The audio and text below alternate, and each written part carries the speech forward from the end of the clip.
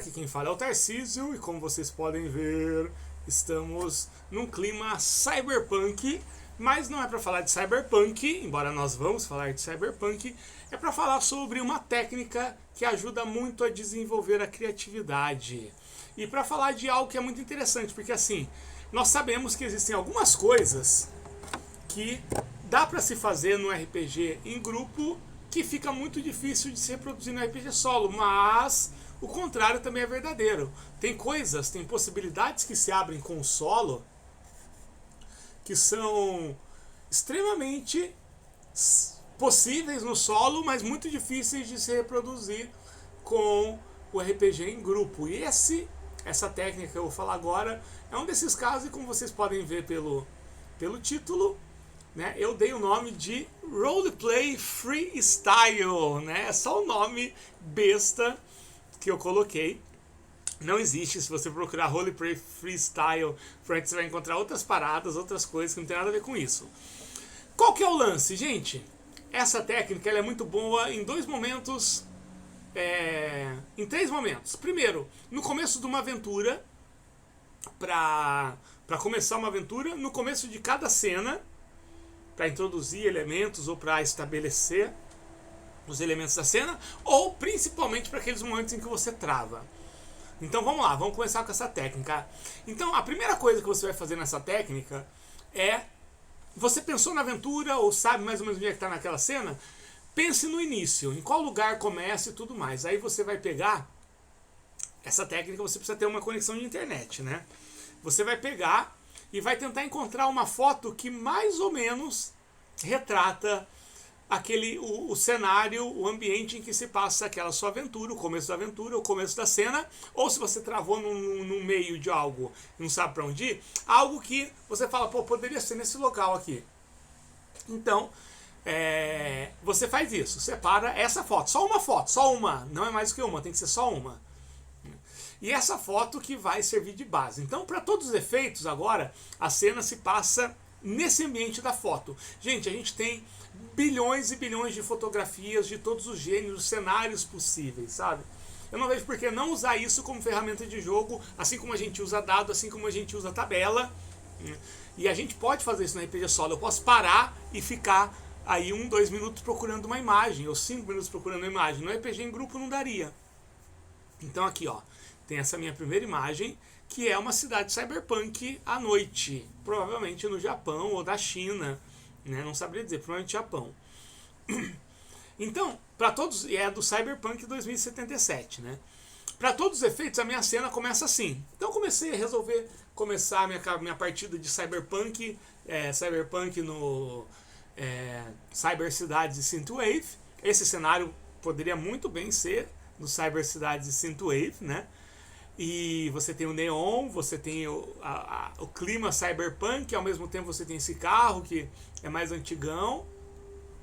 E aí, galera, que vem o Roleplay Freestyle. O que é? Você vai estabelecer elementos na cena, mas sem tabela, sem nada. Você simplesmente vai se dar um certo tempo. Eu gosto de fazer em 1 minuto. Deixa eu ver aqui como é que é o tempo. Ó, estamos aqui em 3, né?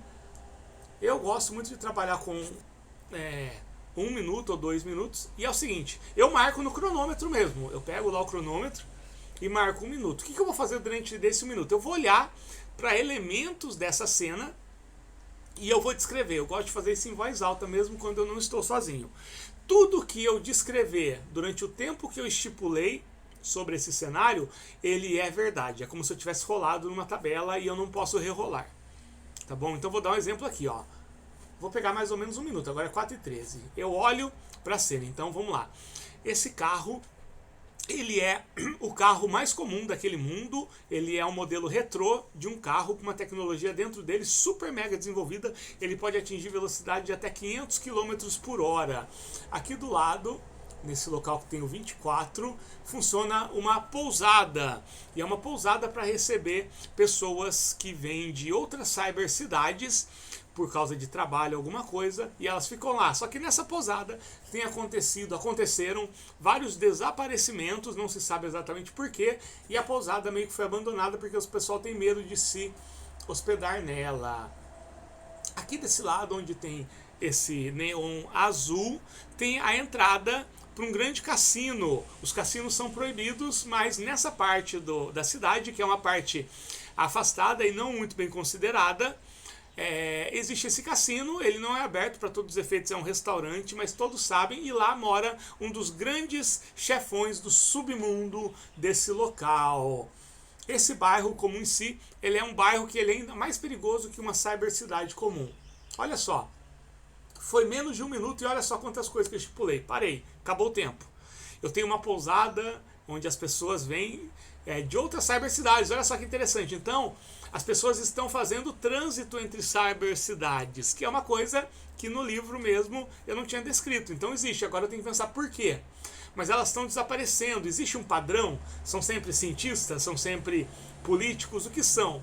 E por que que esse pessoal que vem de outra cybercidade, ele vem se hospedar numa parte complicada e pobre, vamos colocar assim, né, da cidade? Porque tecnicamente, se você está vindo por algum motivo importante, você teria crédito suficiente para ficar lá no centro, nos prédios luxuosos do centro.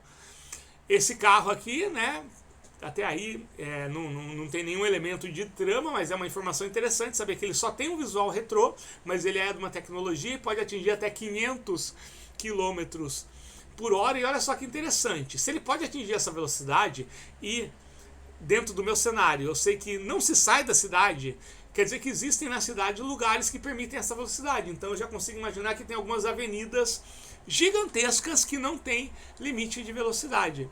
E ao mesmo tempo tem esse cassino onde ele é coordenado, ou pelo menos é frequentado por um dos grandes chefões do submundo. O que seria esse submundo? É literalmente os subterrâneos do mundo? Ou é o submundo no sentido de crimes? E tudo que eu falei em voz alta é parte do cenário. Então, gente, isso é muito interessante. É o que eu chamo de roleplay freestyle. Você pode treinar isso fora de jogo, fora de campanha. Pega qualquer foto e começa a descrever. Não volta atrás, esse que é o importante, tá bom? E deixa o fluxo vir. E quanto mais elementos você descrever, mais detalhes. E aí a sua campanha, a sua aventura, a sua cena, ela embarca tudo isso. Então, nesse mundo, vamos supor que é o começo da minha aventura de cybercidades, eu estou interpretando um agente que tá para investigar o que acontece nesse hotel. Como é que tá, se ele tá abandonado, se ele não tá. Então, olha só a descrição do negócio nessa pegada freestyle já me deu até a missão do meu personagem. Olha só que interessante. Então é isso, galera.